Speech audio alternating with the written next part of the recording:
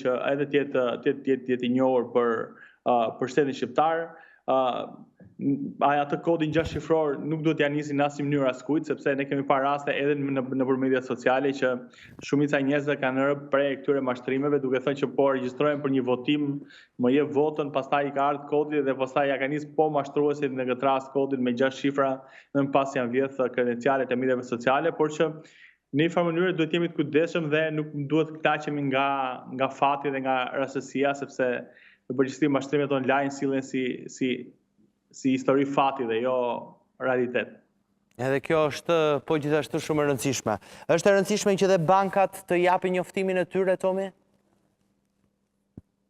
Besoj që po, edhe bankat në fjalë sidomos të shpjegojnë për çështjen e walletit dhe Google Pay-in që sistemi i tyre është i sigurt. Po besoj sa po që është i sigurt, por unë dyshoj që mund të kenë qenë virtual cards ndoshta të marra nga shtetet ndryshme ose mund të jetë hakuar ndonjë e-commerce payment. Domethënë, thjesht tani po aludoj gjithë skenaret e mundshme çka mund të kenë ndodhur në këtë situatë. Për shembull, më dërgojnë mesazh njerëzit të cilët janë edhe në këto momente duke na ndjekur, edhe thotë se kanë britur nga një bank përkatëse, për cilin nuk po i referohem për emër, një njoftim i rëndësishëm pikërisht për sa i përket edhe mbrojtjes nga mesazhet mashtruese. Disa ditë më parë. Është ajo që thash. Pra 3 ditë më parë. Jo, me sa duket ky njoftim është dhënë 3 ditë më përpara. Okej. Dhe të paktën personi në fjalë më shkruan 3 ditë më përpara një bank, edhe më thot dhe emrin e bankës, ka dërguar një njoftim të rëndësishëm ku thot mbroni nga mesazhet mashtruese në adresën e e-mailit. Ajo thot se çfarë ka shkruar është do të vi ka ardhur nëse gjeni një shembull si më poshtë, duket një mesazh keqbërës ku qytetarëve u kërkohet të klikojnë linkun me qëllim aktivizimin e llogarisë, në cilin thuhet llogaria juaj është aktivizuar për arsye sigurie. Pra nis me emrin e bankës, 2 pika, llogaria juaj është aktivizuar për arsye sigurie. Ju lutem, reaktivizoni atë nëpërmjet emrin e bankës, viz lidhje.com.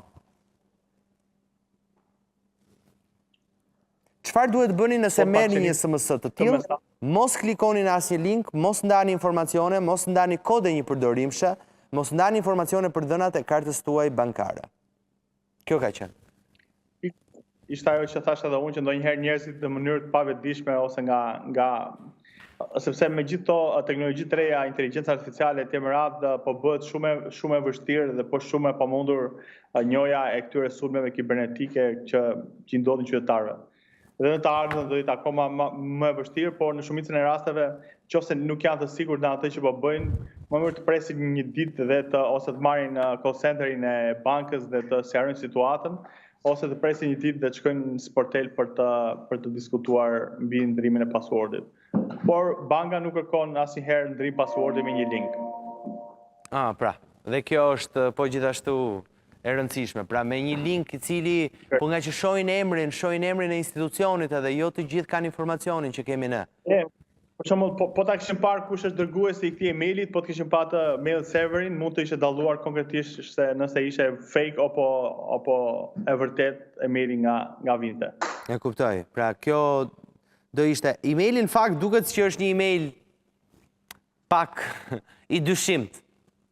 Ose e di se çfarë mund të jetë tjetër një informacion shumë i rëndësishëm dikur më përpara të paktën për ata të cilët nuk kanë patur informacione, mund të futen dhe ta kërkojnë në Google një email dhe besoj nëse një email do të jetë zyrtare apo nëse një faqe do të jetë zyrtare, duke e kërkuar në Google. Është më thjesht se kaq, Flor. Mjafton të shkosh te emaili, të shkosh atje te senderit, të klikosh senderin dhe atje del komplet URL-ja e domenit dhe serverit që të ka nisur emailin. Nëse është Hotmail dhe ty duket sigurisht një emër tjetër, atëherë në shumicën e rasteve është scam. Falenderoj shumë, Tom, që ishim sot në bisedë. Do të shkojmë në reklama, pas pak do të ndalemi tek biseda me futbollistin Belgin Jashari, pasi u dhënua nga prindi i një moshatari për motive raciste. Pas pak.